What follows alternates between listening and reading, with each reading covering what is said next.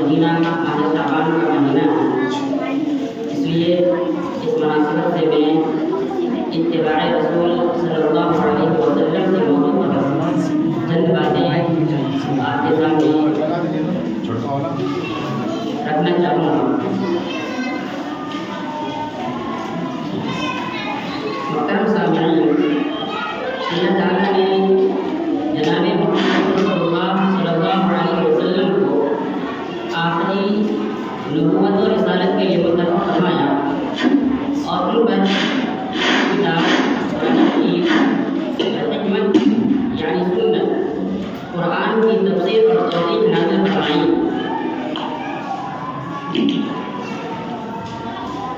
اور خود جناب محمد رسول اللہ صلی اللہ علیہ وسلم کو اس نازل کردہ شریعت پر عمل کرنے کے ساتھ دوسروں تک اس شریعت کو پہنچانے کی ذمہ داری ڈالی۔ اللہ سبحانہ و تعالیٰ نے فرمایا وَاتَّبِعْ مَا يُوحَىٰ إِلَيْكَ مِنْ رَبِّكَ، اے رسول صلی اللہ علیہ وسلم اس وحی کی پیروی کیجیے، اس شریعت کی پیروی کیجیے جو وحی جو شریعت آپ کے رب کی طرف سے اتاری گئی ہے۔ اللہ سبحانہ و تعالیٰ نے فرمایا فَاسْتَمْسِكْ بِالَّذِي أُوحِيَ إِلَيْكَ، اے نبی صلی اللہ علیہ وسلم اس وحی کو مضبوطی سے پکڑ لیجیے، مضبوطی سے تھام لیجیے جو وحی آپ کے رب کی طرف سے اتاری گئی ہے۔ اور اس شریعت کو دوسروں تک پہنچانے کی ذمہ داری دیتے ہوئے رب العالمین نے اپنے نبی سے فرمایا یا ایھا الرسول بلغ ما انزل الیک من ربک، اے رسول صلی اللہ علیہ وسلم اس وحی کو، اس شریعت کو لوگوں تک پہنچا دیجیے جو شریعت اللہ سبحانہ و تعالی نے آپ کی طرف اتاری ہے۔ درود و سلام ہو جناب محمد رسول اللہ صلی اللہ علیہ وسلم پر، جنہوں نے اللہ رب العالمین کی شریعت پہنچا دی، امانت ادا کر دی اور امت کو بالکل واضح اور روشن شاہراہ پر چھوڑا۔ امام بخاری رحمۃ اللہ علیہ نے کتاب التوحید میں امام زہری کا یہ قول نقل کیا من اللہ تعالی الرسالہ وعلی الرسول البلاغ وعلینا الاتباع، کہ اللہ سبحانہ و تعالیٰ نے شریعت نازل فرما دی، جناب محمد رسول اللہ صلی اللہ علیہ وسلم نے شریعت پہنچا دی، وعلینا الاتباع، اب ہمارے اوپر اس شریعت کی پیروی لازم ہے، واجب ہے۔ اور جب اتباع رسول کہا جائے اس کا یہ مطلب نہیں کہ صرف حدیث کی پیروی، صرف نبی کی پیروی، بلکہ اتباع رسول کا مطلب ہے قرآن کی پیروی یعنی اللہ رب العالمین کی پیروی اور حدیث کی پیروی۔ اس لیے کہ جو شریعت اللہ سبحانہ و تعالیٰ نے اپنے نبی پہ اتاری ہے وہ قرآن ہے، اور اسی کی تفسیر اور توضیح حدیث رسول صلی اللہ علیہ وسلم ہے۔ اسی لیے حضرت عطا کا قول ہے جب کہا جائے اتباع رسول تو اس کا مطلب ہے اتباع کتاب اللہ واتباع سنت رسول اللہ صلی اللہ علیہ وسلم، کہ اللہ کی پیروی اور رسول کی پیروی۔ اسی لیے جب ہم کہتے ہیں کہ اہل الحدیث، جو لوگ کہتے ہیں کہ نہیں یہ حدیث والا ہے، قرآن کو نہیں مانتا، نہیں، جو اہل الحدیث ہے وہ اہل القرآن بھی ہے، اہل القرآن والحدیث۔ اللہ سبحانہ و تعالیٰ نے قرآن مجید کو بھی حدیث کہا، فَبِأَيِّ حَدِيثٍ بَعْدَهُ يُؤْمِنُونَ، اللہ نزل احسن الحدیث کتابا متشابہا، لہذا قرآن و حدیث کی پیروی کرنے والے لوگوں کو ہی اہل السنہ والجماعہ کہا جاتا ہے، اہل السنہ۔ اور صحابہ کے منہج پر جو چلتے ہیں، صحابہ نے کیسے قرآن کو سمجھا، صحابہ نے کیسے حدیث کو سمجھا، اس سمجھ کو اختیار کرنے والے لوگوں کو جماعہ کہا جاتا ہے۔ اور یہی ایک لفظ ہے جو اصلی اہل سنت کو نقلی اور نام نہاد اہل سنت سے الگ کرتا ہے، ورنہ قرآن و حدیث کی بات تو سب کرتا ہے۔ ایک قبر کی پجاری سے آپ پوچھئے کہ تم کس کی پیروی کرتے ہو؟ ہم سے آپ سے 2 قدم آگے بڑھ کے بولے گا ہم قرآن و حدیث ارے قرآن و حدیث کی پیروی تو ہے، لیکن قرآن و حدیث کی سمجھ سے بالکل بے بھرا اور پیدل نظر آئے گا آپ کو۔ یہی ایک منہج کا لفظ ہے اہل السنہ والجماعہ، جو اصلی اہل سنت کو نقلی اور نام نہاد اہل سنت سے الگ کرتا ہے۔ چند آیات پڑھ کے جو کہ وقت مختصر ہے میں اس موضوع کو ختم کروں گا۔ اللہ سبحانہ و تعالی نے فرمایا یا ایھا الذین آمنوا اطیعوا اللہ واطیعوا الرسول ولا تبطلوا اعمالکم، کہ اے لوگو اللہ سبحانہ و تعالی کی پیروی کرو، یعنی جو قرآن میں اللہ تعالیٰ نے احکامات نازل فرمائے ہیں اس کی پیروی کرو، اس کو فالو کرو، اس کو مانو۔ وَأَطِيعُوا الرَّسُولَ، اور رسول کی پیروی کرو۔ وَلَا تُبْطِلُوا أَعْمَالَكُمْ، اور اپنے عملوں کو باطل نہ کرو۔ اللہ سبحانہ و تعالیٰ نے فرمایا إِن تُطِيعُوهُ تَهْتَدُوا، اگر رسول کی پیروی کرو گے تو ہدایت پاؤ گے۔ وَأَطِيعُوا اللَّهَ وَالرَّسُولَ لَعَلَّكُمْ تُرْحَمُونَ، اللہ اس کے رسول کی پیروی کرو تاکہ تم پر رحم کیا جائے۔ معلوم یہ ہوا کہ اللہ سبحانہ و تعالیٰ کی رحمت کا حقدار ہونا اور ہدایت ربانی پر ہونا یہ موقوف ہے اللہ سبحانہ و تعالیٰ کی اور اس کے رسول صلی اللہ علیہ وسلم کی پیروی کرنے پر۔ اللہ سبحانہ و تعالیٰ نے فرمایا یا ایھا الذین آمنوا اطیعوا اللہ واطیعوا الرسول واولی الامر منکم وان تنازعتم فی شیء فردوه الی اللہ والرسول ان کنتم تؤمنون باللہ والیوم الآخر ذلک خیر واحسن تأویلا۔ اے لوگو اللہ سبحانہ و تعالیٰ کی پیروی کرو، اس کے رسول کی پیروی کرو۔ وَأُولِي الْأَمْرِ مِنْكُمْ، اور جو تم میں سے اولو الامر ہیں، اولو الشان ہیں، جو عظمت والے ہیں، جو شان والے ہیں، انہی کی پیروی کرو۔ یہ عظمت اور شان والے کون ہیں؟ جو علماء کرام ہیں یا اسلامی ملکوں کے حکمران ہیں، انہی کی پیروی کرو۔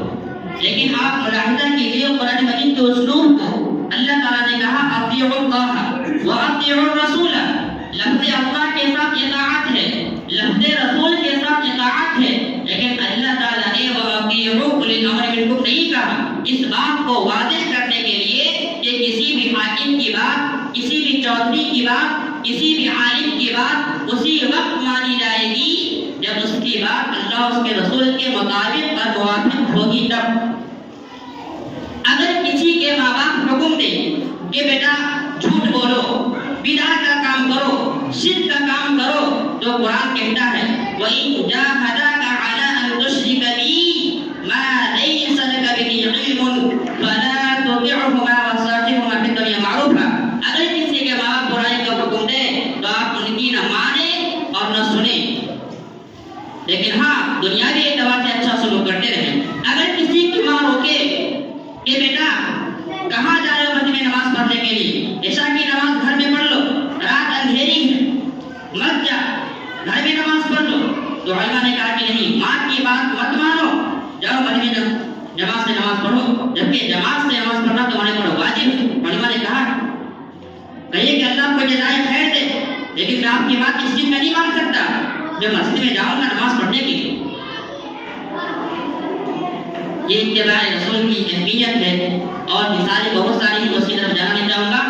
امر رسول کی مخالفت، جو لوگ اللہ اور اس کے رسول کی مخالفت کرتے ہیں، قرآن مجید کی آیت ہے سورہ نور کی، اللہ رب العالمین نے فرمایا فَلْيَحْذَرِ الَّذِينَ يُخَالِفُونَ عَنْ أَمْرِهِ أَن تُصِيبَهُمْ فِتْنَةٌ أَوْ يُصِيبَهُمْ عَذَابٌ أَلِيمٌ، کہ ڈرنا چاہیے ایسے لوگوں کو جو امر رسول کی مخالفت کرتے ہیں، جو اللہ اس کے رسول کی سنت سے اور طریقے سے ہٹ کر زندگی بسر کرتے ہیں، ایسے لوگوں کو ڈرنا چاہیے کہ اسے فتنہ پہنچے گا۔ اس فتنے سے مراد شرک ہے۔ امام احمد بن حنبل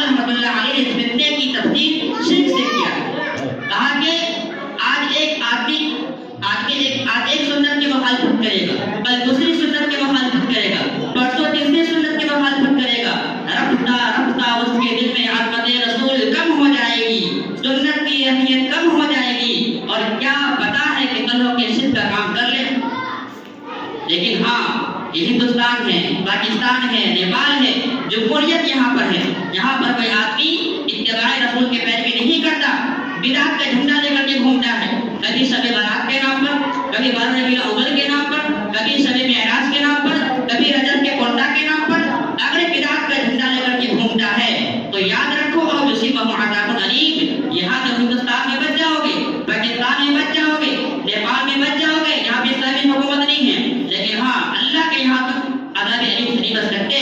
لیکن اگر اسلامی حکومت ہے تو حاکم وقت کی ذمہ داری ہے کہ جو اللہ اس کے رسول کی سنت کی مخالفت کرنے والوں کو پکڑے، جیل میں ڈالے، سزا دے۔ تمہاری یہ مدد کہ سنت رسول کی مخالفت کرے گا۔ اور صحابہ کرام کی زندگی کو آپ اٹھا کر کے دیکھ لیں، کبھی کسی صحابی نے نبی علیہ السلام کی سنت کی مخالفت نہیں کی، کسی صحابی نے مخالفت نہیں کی۔ کبھی انہوں نے کوئی بات کہہ دی اور بعد میں نبی کی صحیح حدیث معلوم ہوئی تو فوراً انہوں نے اپنے قول سے رجوع کیا، اپنے فتوے سے رجوع کیا۔ بے شمار مثالیں ہیں۔ اور کوئی بات اگر کبھی معلوم نہیں ہوئی تو صحابہ کرام سے پوچھا۔ یہ حضرت ابوبکر صدیق رضی اللہ تعالیٰ عنہ ہیں، امت میں سب سے زیادہ قرآن و حدیث کا علم رکھنے والے ہیں، نبی کے بعد سب سے زیادہ افضل شخص ہیں ابوبکر صدیق رضی اللہ تعالیٰ عنہ۔ ان کے پاس ایک عورت آتی ہے اور کہتی ہے کہ امیر المومنین، میں میت کی دادی ہوں، میت کے پاس ماں نہیں ہے، مجھ کو ترکہ کیا ملے گا؟ امیر المومنین کو حدیث نہیں معلوم، وہ صحابی سے پوچھتے ہیں کسی کو حدیث معلوم ہے کہ اللہ کے رسول صلی اللہ علیہ وسلم نے دادی کو کیا حصہ دیا ہے؟ ایک چھوٹا انصاری صحابی کھڑے ہوتے ہیں، محمد بن مسلمہ، اور کہتے ہیں یہاں امیر المومنین کو یہ حدیث معلوم ہے، اللہ کے نبی صلی اللہ علیہ وسلم نے دادی کو وہی حصہ دیا ہے جو ماں کا حصہ ہے، چھٹا حصہ۔ اور انہوں نے اپنی بات کی تائید کہ محمد بن مسلمہ نے مغیرہ بن شعبہ کو پیش کیا تاکہ دیکھیے صرف مجھے حدیث معلوم نہیں ہے، ان کو بھی حدیث معلوم ہے۔ اللہ اکبر، امت میں سب سے زیادہ قرآن حدیث کا کرنے والے، لیکن آج ہمارے کسی بولنے کو ان کے فتوے کے خلاف کوئی بات دیجیے، صحیح حدیث سنا دیجیے کہ ارے آپ کو یہ حدیث معلوم ہے، ہمارے امام صاحب کو یہ حدیث معلوم نہیں تھی، آپ ہی کو حدیث معلوم ہوئی ہے۔ اللہ اکبر، یہ کیا بات ابن تیمیہ رحمۃ اللہ علیہ فرماتے ہیں، شیخ الاسلام ابن تیمیہ رحمۃ اللہ علیہ، کہ جو شخص یہ دعویٰ کرے کہ قرآن و حدیث کا سب سے زیادہ علم وہ ان کے پاس ہے، وہ دنیا کا سب سے بڑا جھوٹا انسان۔ یہ ابوبکر صدیق ہیں، سب سے زیادہ امت کے اندر جاننے والے ہیں نبی کے بعد قرآن حدیث کی باتوں کو، اور ان کو چھوٹا سا مسئلہ معلوم نہیں، اور بہت سی مثالیں۔ امام احمد رحمۃ اللہ علیہ ہے، احمد بن حنبل رحمۃ اللہ علیہ، ان سے کسی نے پوچھا، 5 منٹ اور میں اپنی خطبہ ختم کر دوں گا، کسی نے پوچھا کہ حضرت کیا بات ہے، کبھی کبھی آپ فتویٰ دیتے ہیں اور آپ کا فتویٰ کتاب اللہ کے خلاف ہوتا ہے، بالکل الٹ ہوتا ہے، مخالف ہوتا ہے، تاکہ میری بات کو، میرے فتویٰ کو چھوڑ دو، اللہ کی بات کے لیے، قرآن کے لیے چھوڑ دو، تاکہ حضرت کبھی کبھی آپ فتویٰ دیتے ہیں اور آپ کا فتویٰ حدیث رسول کے مخالف ہوتا ہے، تاکہ میری بات کو نبی کی بات کے لیے بھی چھوڑ دو، تاکہ حضرت کبھی کبھی آپ کا فتویٰ صحابے کے فتوے سے ٹکرا جاتا ہے، تاکہ میری بات صحابے کے لیے بھی چھوڑ دو۔ لیکن ہاں، صحابی کے شاگرد جو تابعی کہلاتے ہیں، اگر ان سے میری بات ٹکرا جائے تو تم کو اختیار ہے، چاہے تم اس کی بات لو یا میری بات کو فالو کرو۔ اگر ہم نے یا آپ نے یہ سمجھ لیا ہے کہ ابو حنیفہ رحمۃ اللہ علیہ کی پیروی واجب ہے، تو یاد رکھیے اگر کسی بھی امام کی پیروی واجب ہوتا تو ان کے دو اجلہ شاگرد امام ابو یوسف رحمۃ اللہ علیہ اور امام محمد رحمۃ اللہ علیہ اپنے استاد کی مخالفت کیوں کرتے؟ 3 تہائی سے زیادہ مسائل میں اپنے استاد کی مخالفت کیا ہے ان دو شاگردوں نے۔